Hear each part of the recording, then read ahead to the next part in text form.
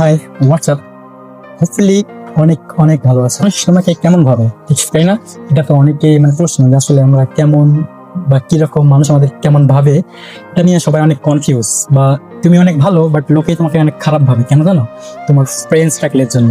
আসলে এক্সাম্পলটা আমি তোমাকে দিচ্ছি, দেখো আমার সঙ্গে, আমার এক্সাম্পলের সঙ্গে তোমার ব্যক্তিত্ব বা খারাপ বলার কারণটা মেলে কিনা। ফর এক্সাম্পল,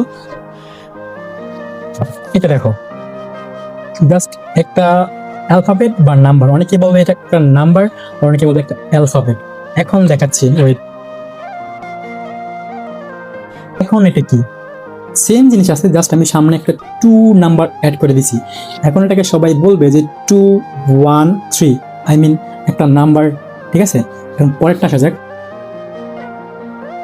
জিনিস সেম নাম্বারটাই ছিল, আমি জাস্ট হচ্ছে গিয়ে সামনে একটা এ আর পরে একটা সি যুক্ত করে দিছি, যার ফলে এখন এটা দাঁড়িয়েছে A B C. Am I right? A B C. একইভাবে মানুষও তোমাকে সেম জিনিসটাই ভাবে। তোমার আশেপাশে ফ্রেন্ড সার্কেল যেমন, মানুষ তোমাকে ঠিক তেমনটাই ভাববে। ফর এক্সাম্পল, তোমার ফ্রেন্ড সার্কেল বা তুমি এমন কারোর সঙ্গে মিশো যারা হচ্ছে গিয়া সিগারেট খায়, স্মোক করে, ঘোরাঘুরি করে, জুয়া খেলে, আদারওয়াইজ অনেক অনেক কিছু করে থাকে।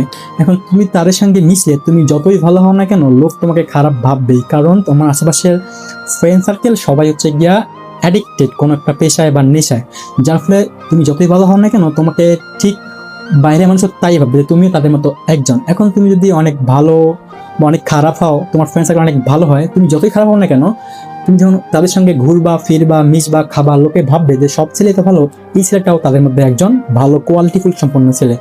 তো নিজেকে ভালোভাবে উপস্থাপন করতে হলে তোমার অবশ্যই ফ্রেন্ড সার্কেল এমন সিলেক্ট করা উচিত যারা নম্র, ভদ্র, শিষ্টাচার থাকবে তাদের মাঝে। তাদের সঙ্গে মিশলে তুমি অবশ্যই কিছু শিখবা, প্লাস লোকে তোমাকে ভালোবাসবে। সো এখনই নিজের ফ্রেন্ড সার্কেল পরিবর্তন করো আর নিজের লাইফ আপগ্রেড করো। টাটা।